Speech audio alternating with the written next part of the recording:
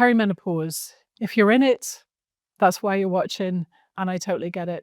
I'm in it too. So I'm going to keep this nice and simple and straightforward because perimenopause can feel overwhelming, confusing, and complicated. The most common perimenopause symptom I hear and I've experienced with women is anxiety, contraction. I'm filming today. I'm so emotional. I keep welling up in my videos, and there's no particular reason except the recalibration is happening. And at perimenopause, everything changes. Our brain changes. I can't even speak today, to be honest, but I wanted to do this. I want to share this with you. And I've booked the studio, I've booked the makeup artist, and yeah, it's not that easy. I have found it challenging as well, and today's a particularly challenging day. So I'm going to actually share with you the practice I've just done before this video, just to help centralize myself as everything rewires. So yeah, what we experience as women is a transition basically from our fertile years to being fertile in a different way. We're not drying up, our bones aren't going to freaking crumble. We're not going to turn into a prune. We're not going to disappear off the edge of the earth, even though everything about perimenopause in the mainstream says it's a decline or a dysfunction. And I'm really freaking fed up of hearing about it. So this is why I'm sharing this and other videos today. So if we think of, basically, I got the analogy of being like a bullet train. That's the energy of creation that drives us to ovulate and bleed and get pregnant and be fertile in that way. And that's like a bullet train. However, through the process of perimenopause, what we're doing is we're becoming like the Orient Express, slower, more luxurious. We're much more into the journey and the actual experience. We've gone from our 20s and 30s and even 40s of gathering experience and building. Now we're refining and coming into our wisdom. We don't want to paste over that. It's a challenging process. I mean, really freaking challenging some days, really awesome other days. And it can be just downright overwhelming. So having some practices to be able to not manage the transition, but be able to be with it, not fix it, not shut it down, not change it, just give it the actual space that it requires is really essential. So if you want to sit with me and do this practice now, I'm going to talk you through it. So let's sit together and just put your hands on your body, just somewhere that feels good. Could be your heart, could be your solar plexus, could be your womb. But somewhere where you can feel contact with yourself. And we're just going to breathe together. Breathing in through the nose, nice deep breath. And breathing out through the mouth. You're welcome to make any sort of noise that just gives you a sense of relief. And what we're doing is we're creating space.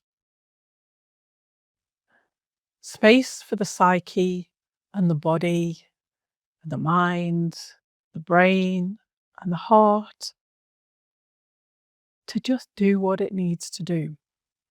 We don't need to know that. We just need to be with the sensation, the actual experience of it. So this practice I call being with, just being with. And that's hugely helpful and supportive during peri. So as you put your hand on your body,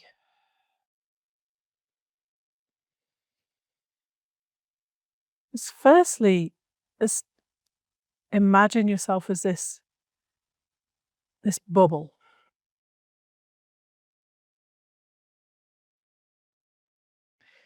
Sort of in this bubble of light that is just quiet and still and present. And yes, there may be noise of the mind or noise of your day. But if you just for a moment imagine yourself in this white light bubble. And as you're in that bubble, just moving your energy down from your mental realm and from your brain, just drop your energy down into your heart and your womb. Usually this calms the mind and thoughts and just helps us be present with what is happening. So just slow your breath down. Just breathe in for about 5 seconds in, but don't push. And breathing out for about 5 seconds as well.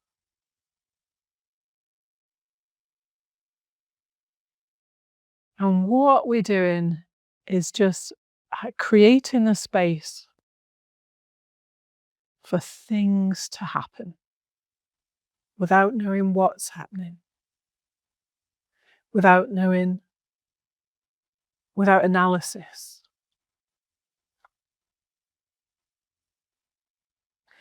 And just breathing and feeling.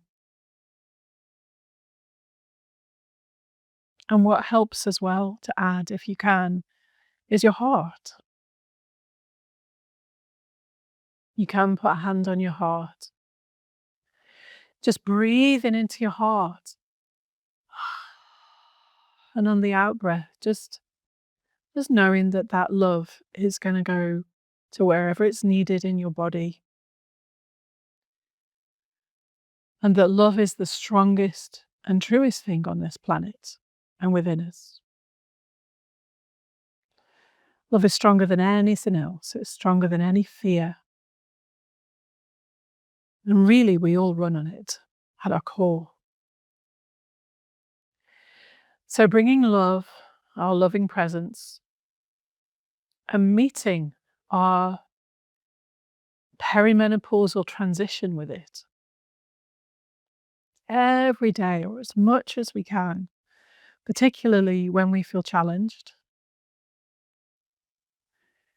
brings sweetness and compassion to the process.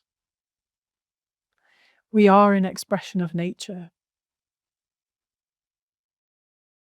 And so there is support for us.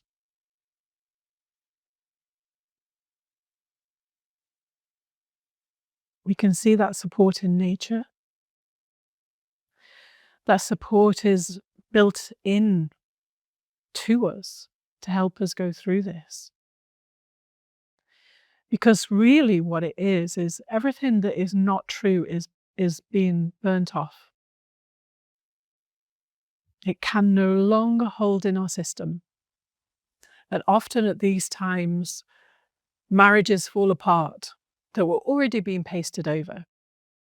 We can no longer do jobs that we were doing if we didn't like them. But what amplifies is what's true. And as we go through perimenopause, we're being crafted. We're being ground down like the ocean grinds down stones into sand. Like you grind down a diamond, so it's shiny. We are being crafted by nature itself. Our divine design is changing us. And as freaking challenging as I experience this sometimes, as you can see, I wouldn't change it for anything.